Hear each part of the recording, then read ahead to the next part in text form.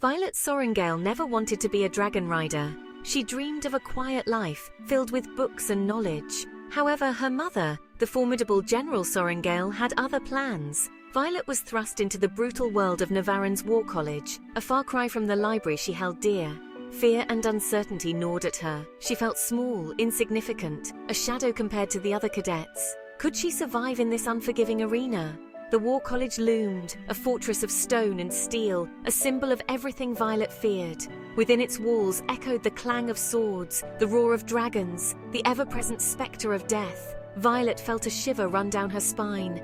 Her heart pounded in her chest. This was not her world. Violet's physical limitations compounded her anxieties. She was not built for war, lacking the strength and agility of her peers. She stumbled through drills, her movements clumsy and awkward.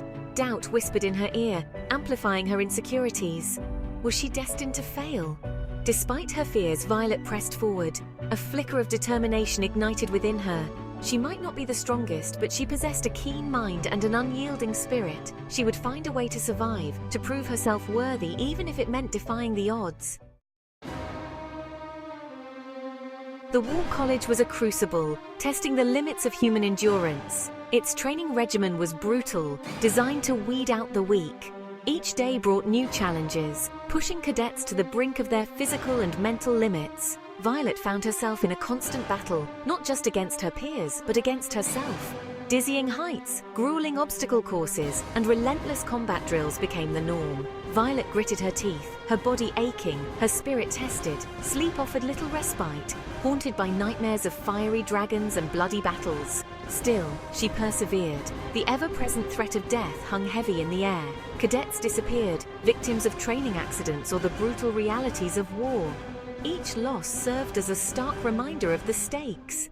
Violet learned to compartmentalize, to push down the fear and focus on the task at hand. Through the pain and exhaustion, Violet began to discover a hidden strength within herself. She might not have been the fastest or the strongest, but she was resourceful, quick-witted, and possessed an iron will. The War College was breaking her down, but it was also forging something new, something resilient, something unbreakable. Within the pressure cooker of the War College, bonds were forged and broken. Violet found herself drawn to certain individuals, kindred spirits who shared her struggles and aspirations. They became her anchor, her support system in a sea of uncertainty. There was Liam, a kind-hearted and supportive stable hand, who saw past Violet's insecurities and treated her with respect. He became her confidant, her shoulder to cry on, her source of strength in moments of doubt. And then there was Diane, a skilled and arrogant dragon rider, who initially dismissed Violet but gradually came to recognize her intelligence and determination. However, not all relationships were forged in mutual respect. Xaden Rierson, a legendary figure in the War College, viewed Violet with disdain. He saw her as weak, unworthy of her place among the elite. His animosity fueled Violet's determination to prove him wrong. These relationships, both positive and negative, played a crucial role in Violet's development. They challenged her, supported her, and forced her to confront her own strengths and weaknesses. Through these interactions, Violet learned the true meaning of camaraderie, the power of loyalty, and the importance of staying true to oneself. The day of the dragon selection arrived, a momentous occasion filled with both anticipation and dread. Cadets, their hearts pounding, stood before the majestic creatures, hoping to be chosen. For Violet, this ritual held special significance. It was her chance to prove herself, to embrace her destiny.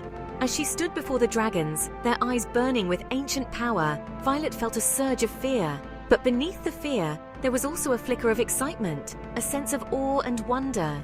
These were not just beasts, but creatures of myth and legend. To ride one would be the ultimate test of courage and skill.